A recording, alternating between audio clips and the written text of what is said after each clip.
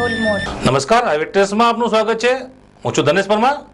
સૌપ્રથમ જોઈએ આજના મુખ્ય સમાચાર. ડીસા તાલુકા પંચાયત કચેરીમાં ઉમેદવારનો રાફડો, ચક્કાજામ સર્જાતા પોલીસ દોડી આવી. ગુજરાત કોંગ્રેસનું જમ્બો પ્રદેશ માળખું જાહેર થયું. પાલનપુર સિવિલ હોસ્પિટલમાં ભયજનક 3-in-1 સેવાઓ, પોસ્ટમોર્ટમ રૂમ, રસોડું અને શૌચાલયથી જન આરોગ્ય જોખમમાં. અને ડીસામાં તસ્કરોનો તરખાટ, 3 મકાનોને નિશાન બનાવ્યા બાદ જૈન મંદિરમાં 1.5 લાખની કરી ચોરી. હવે જોઈએ સમાચાર વિસ્તારથી.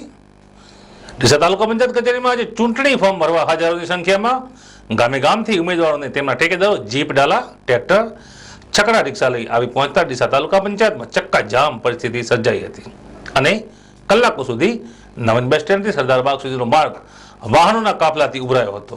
તેથી ડીસા શહેર પોલીસે આસિસ્ટન્ટ પોલીસ ઇન્સ્પેક્ટર વિજયભાઈ અને પોલીસ કર્મીઓની ટીમ મામલતદાર પટાકણ કચેરીમાં ટ્રાફિક નિયમ માટે ગોઠવી હતી. ડીસા તાલુકાની વાત કરીએ તો 152 ગામની 125 ગ્રામ પંચાયતની ચૂંટણીઓ આગામી તારીખ 29મી ડિસેમ્બરના રોજ યોજાનાર છે. 125 ગ્રામ પંચાયતો પૈકીની 24 ગ્રામ પંચાયતો ગ્રુપ ગ્રામ પંચાયતો છે, જેમાં હાલ પ્રથમ તબક્કાના 109 ગ્રામ પંચાયતની ચૂંટણીઓ યોજાઈ રહી છે. આ ચૂંટણીઓમાં અંદાજિત 2,44,700 મતદારો ભાગ લઈ રહ્યા છે, જ્યારે 965 વોર્ડમાં સભ્યો પોતાનું ભાગ્ય અજમાવશે. રાજ્યમાં ભાજપ સરકારના સુશાસનની જાહેરાત અને વાતો વચ્ચે ગત ટર્મની વાત કરીએ તો 29 જેટલી ગ્રામ પંચાયતોનો સમરસ ગ્રામ પંચાયત બની હતી. હાલની તાજા ચૂંટણીઓમાં ભાજપ પક્ષ દ્વારા 40થી વધારે ગ્રામ પંચાયતો સમરસ કરાવવા કવાયત હાથ ધરાયેલ છે. જો કે આ જાદુઈ આંકડો કહી શકાય અને ભાજપ પણ આ જાદુઈ આંકડો પાર નહીં કરે તો સ્થાનિક સ્વરાજ્યની આ ચૂંટણીઓમાંથી ભાજપ પકડ ગુમાવી રહી છે તેવું મનાશે. જો કે 29 ડિસેમ્બર રોજ મતદાર થનાર છે અને તે બાદ તુરંત એટલે કે 31 ડિસેમ્બરના રોજ મતગણતરી હાથ ધરાઈ પરિણામો જાહેર કરાશે. તે બાદ જ કયા રાજકીય પક્ષનો આ સ્થાનિક સ્વરાજ્યની ચૂંટણીમાં કેવો જાદુ ચાલ્યો છે તેનો સાચો કયાસ કાઢી શકાશે. આ ચૂંટણીમાં પૂર્વ તાલુકા પંચાયત પ્રમુખ અઘરાજી ઠાકોર તેમના ધર્મપત્નીને નાના કાપરા ગ્રામ પંચાયત સરપંચ તરીકે આગળ ધરતા અને તેમના વિજયની તકો ઉજળી બનતા નાના કાવડા ગામમાં રાજકીય સમીકરણો બદલાઈ રહ્યા છે. ત્યારે નવી બિલ્ડી ખાતે આજે રાવલ અલ્કેશભાઈ ચંદ્રકાંતભાઈએ સરપંચ તરીકે પોતાનું ઉમેદવારી પત્ર ભર્યું હતું. તરીકે અમારી પાસે 15 નંબરમાં નવા ખરડોસણ, માણેકપુરા, વાસડા, પેપળુ અને સરસપુર 6 ગામોની ગ્રામ પંચાયતનું ઉમેદવારી ફોર્મ સ્વીકારવાનું ચાલુ છે. બરાબર, આજની તારીખે 6 ફોર્મ આવ્યા છે. બરાબર, અને ફોર્મની ચકાસણી અને ફોર્મ સ્વીકારવાની કાર્યવાહી ચાલુમાં છે. ઇલેક્શન ક્યારે છે? મતગણતરી ક્યારે છે? 29/12/2011 સવારે 8 કલાકે મતદાન ચાલુ. મતદાન અને મતગણતરી 31/12/2011.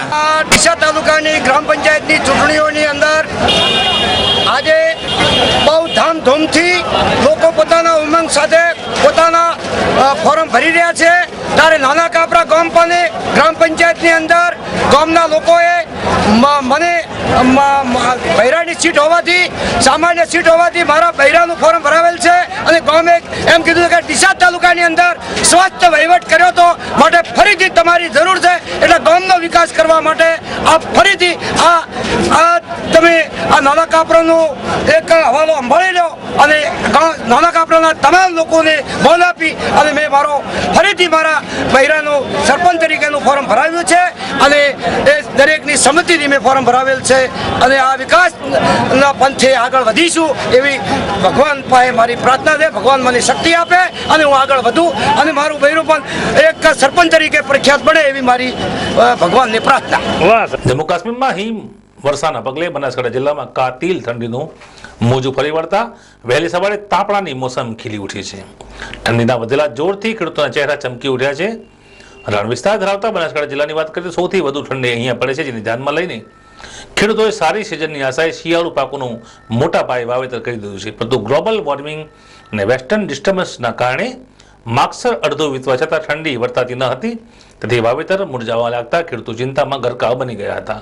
જ્યારે બીજી બાજુ વધુ માંગને લઈને નાના મોટા વેપારીઓ ગરમ કપડાનો સ્ટોક કરીને બેઠા હતા, પરંતુ ગ્રાહકી જોવા મળતી ન હતી. આખરે હવામાનની આગાહી મુજબ છેલ્લા 3 દિવસથી ઠંડીનો ચમકારો વર્તાવા લાગ્યો છે. તેમાં પણ ચંદ્રગ્રહણ બાદ ગઈકાલે અચાનક કાતિલ ઠંડીનું મોજું ફરી વળ્યું હતું. તેથી દિવસે પણ ઠંડોગાર માહોલ છવાયો હતો, જેના કારણે લોકોને ગરમ કપડાં પહેરવાની નોબત આવી હતી. ઠંડીલા વધેલા જોરથી અસલ શિયાળો જામ્યો હતો, તેથી વહેલી સવારે તાપણીની મોસમ હવે ખીલી ઉઠી છે. ગુજરાતના પર્યટકો માટે રાજસ્થાનમાં આવેલ hill station mount Abu mini Kashmir ગણાય છે. ઉનાળાની આગ લગાડતી ગરમી વચ્ચે માઉન્ટ આબુ હજારો પર્યટકોથી ઉનાળામાં અને મિની વેકેશનમાં ઉભરાઈ જાય છે. જોકે હાલની સ્થિતિ વિપરીત છે અને માઉન્ટ આબુમાં રવિવારની રાત્રિ પર્યટકો માટે ગાત્રો ધ્રુજાવતી ઠંડી વચ્ચે ગુજરી હતી અને રાત્રિમાં શીત લહેર ચાલુ રહેતા માઉન્ટ આબુનું લઘુત્તમ તાપમાન રવિવારની રાત્રિએ 0 ડિગ્રી જેટલું નીચે રહ્યું હતું. શનિવારે 3.8 ડિગ્રી લઘુત્તમ તાપમાન બાદ જ તાપમાનનો પારો 0 ડિગ્રી નીચે જતા માઉન્ટ આબુમાં ઠંડીના લીધે બરફની ચાદર છવાયેલ છે અને માઉન્ટ આબુ ઠંડુગાર બનતા પ્રવાસીઓ ઠૂંઠવાઈ રહ્યા છે.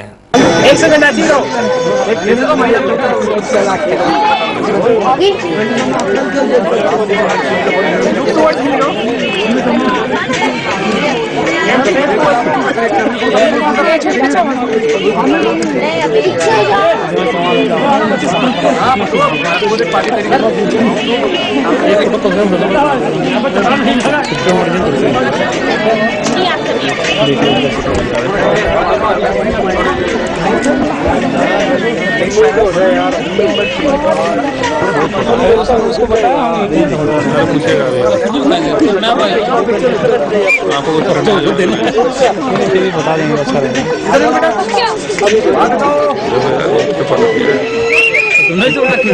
अंदाजा में बैट लगा दिया। सही आ गया, सही आ गया, आप आ गया थोड़ा देर छोटा। અહીં સમય છે એક વિરામનો, તો જોતા રહો આઈ વિટનેસ.